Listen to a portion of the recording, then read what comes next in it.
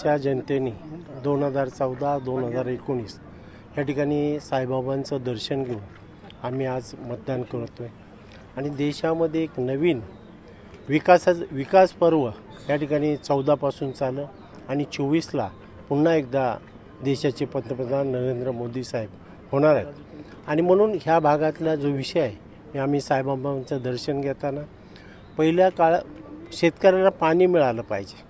वेळेस रिजेक्ट केलेला माणूस आहे तर 3 वेळेस रिजेक्ट केलेला माणूस आम्हाला पार्सल बोलला, पण त्यांना इथल्याच लोकांनी मतदारांनी 3 वेळेस त्या ठिकाणी 14ला रिजेक्ट केलं, 19ला रिजेक्ट केलं, या ठिकाणी 14ला पुन्हा विधानसभेला रिजेक्ट केलं. रिजेक्ट करणाऱ्या माणसाला स्वीकारणार कसे आहे हा माझा प्रश्न. तुमच्याबद्दल सांगताय की मुंबईचं पार्सल जे आहे ते मुंबईला पाठवून द्या. डान्स बार चालवणाऱ्या व्यक्तीला तुम्ही मतदान करणार. अहो मी डान्स बार चालू मी 33 वर्ष आहे आणि मी काय माझे धंदे काय आहेत ते सर्वांना माहिती आहे आणि त्यांनी काय धंदे केले बाबांच्या नावाने हे जनतेला माहीत आहे.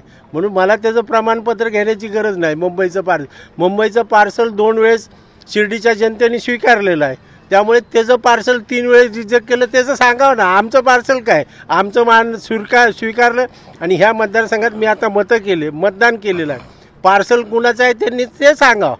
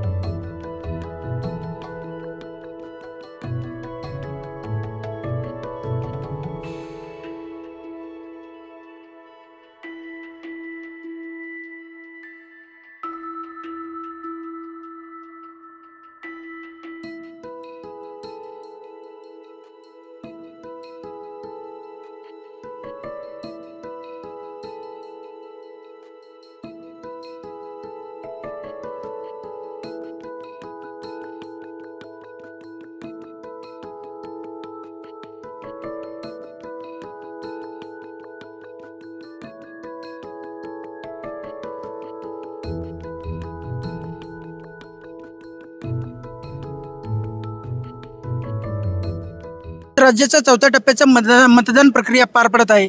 शिर्डी लोकसभेच्या मतदानासाठी महायुतीचे उमेदवार जे आहे सदाशिव लोखंडे यांनी आपल्या मतदानाचा हक्क बजावला आहे. आपल्यासोबत ते बोलण्यासाठी आहेत. साहेब, तुम्ही सकाळी मतदानाचा हक्क बजावला आहे, कशा प्रकारे अनुभव? 2014-2019 दोन्ही वेळेस या शिर्डीच्या जनतेने मोदी साहेबांना PM करण्यासाठी परिवर्तन घडलं आणि ह्या परिवर्तनाचा विकासाचा वेग आहे आणखी वाढवण्यासाठी 2024ला पुन्हा शिर्डीची जनता केंद्रामध्ये मोदी साहेब आणण्यासाठी पंतप्रधान करण्यासाठी या ठिकाणी मतदान करेल हा विश्वास आहे. सकाळी आपण बघितलं तर मतदार जे आहे ते मतदान केंद्रावर मोठ्या संख्येने येत आहे. कशा प्रकारे उत्साह बघायला मिळतो?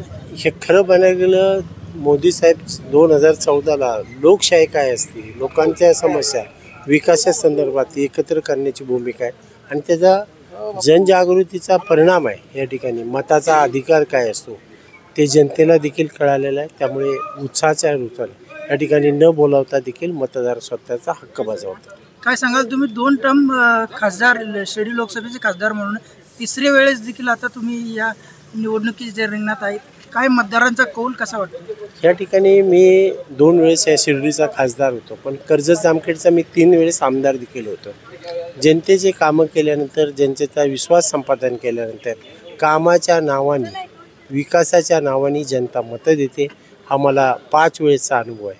म्हणून ह्या भागातल्या समस्या सोडवण्यासंदर्भात खासदार म्हणून माझा प्रयत्न.